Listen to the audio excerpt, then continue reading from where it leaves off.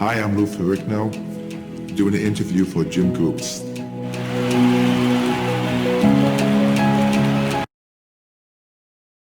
So tough questions now. So here we go. I've read about the fact that you have trained with Arnold Schwarzenegger. Who do you think's stronger, you or him? Admit it. You? Definitely you? So I bench more than him. He knows in himself he'll admit it because I was the first world's strongest man. And he's a strong guy, but of course I am. All right. So let's look back on your incredible Hulk days. Producers walk into the room. They're pitching you this idea, and they're like, Lou, we got the best idea in the world. We're going to paint you green, frizz out your hair, and all you need to do is smash everything in front of you and roar like a lion. Like, what was your response to that when you got that pitch for that job? When I went down for the job, I wanted the job, and I was hoping to be hired because it was the same thing. I went down there. They wanted me to show the animalistic qualities about him, try to growl and roar. I've never done it before. I felt like an idiot.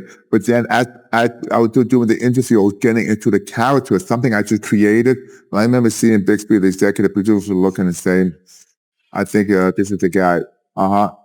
So looking at TV shows today, what's better, 80s TV shows or TV shows made today? They had Little House on the Prairie, Incredible Hulk, Dukes of Hazzard. But I mean, you were one of the best TV shows ever. I look forward to it every week. CBS was on. Incredible Hulk. 80s or today? Well, I like back in the 80s because it didn't have much to do with drugs, sexual violence. Right. Today, everything is so much emphasis on drugs, the media, the negativity, because now you have reality shows. I just miss the old-fashioned shows because all those shows had a message, like the original Star Trek. You go from the 60s, like the Hulk, Dukes of Hazzard. It was a happy feeling, knowing you could walk away knowing that I had a good time watching that. Now when you're thinking and scratching your head saying, you see always how you mix emotions thinking that, why is there so much negativity about killing, stabbing? Like today you have The Walking Dead as a phenomenon. Right. But every show, everybody's beating each other's brains out. And, that's what they want to see today. But I much prefer the 80s. Gotcha. Next question. What do you say to the producers when they were producing this movie, The Hulk? They decided to go with CGI Hulk instead of the real deal. I know you got to do some voice with that, correct?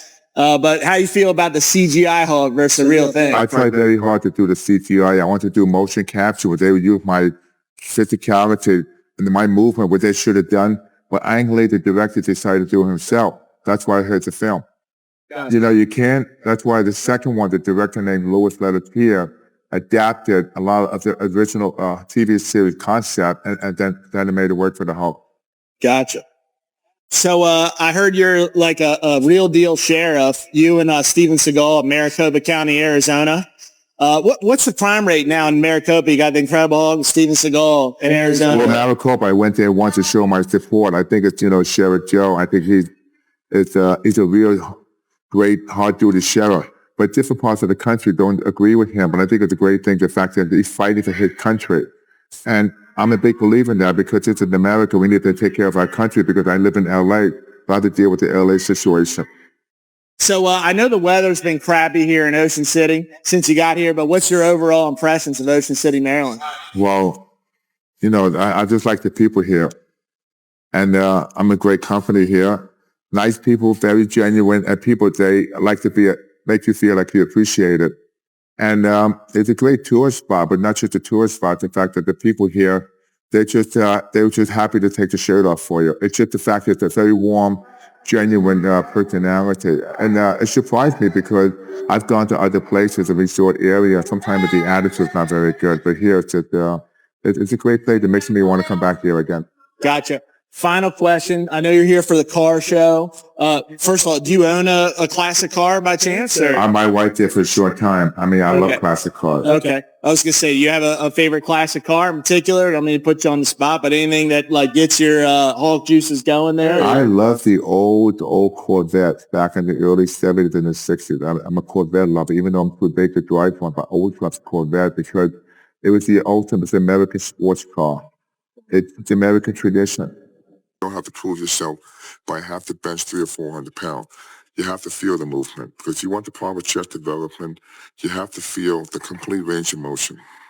That's true. You can't stand on stage in a bodybuilding show and suddenly say to the judges, I know my chest doesn't look that good, but I can bench press 500 pounds.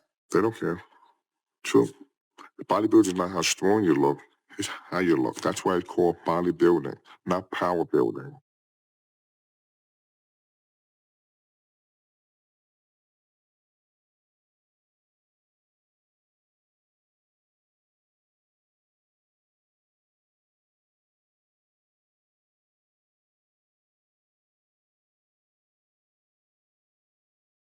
See, everybody's watching this video think it's easy.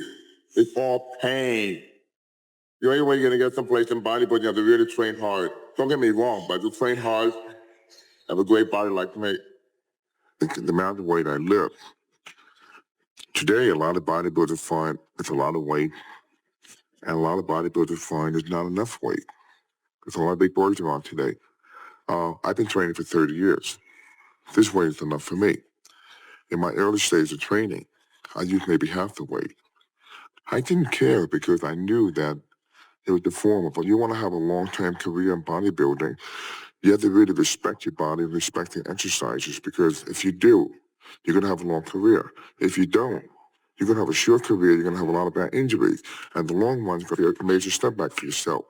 That's why I can handle 150, 160-pound dumbbell. I'm going to hurt myself, and the form's going to be sloppy. You may feel you need 150, maybe you need 60, maybe you need 70, whatever is beneficial to you. But like I said, respect the exercise and respect your body.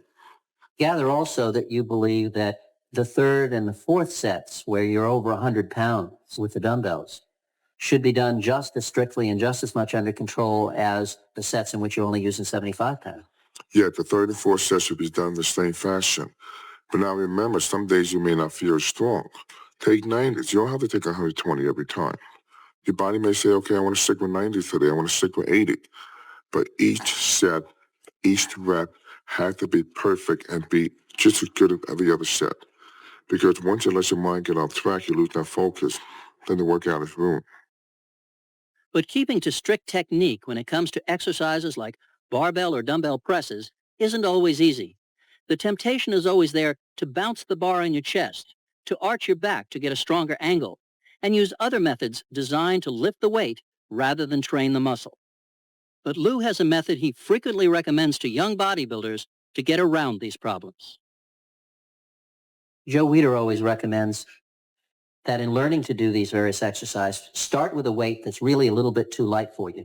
Feel what that form is, and then increase the weight.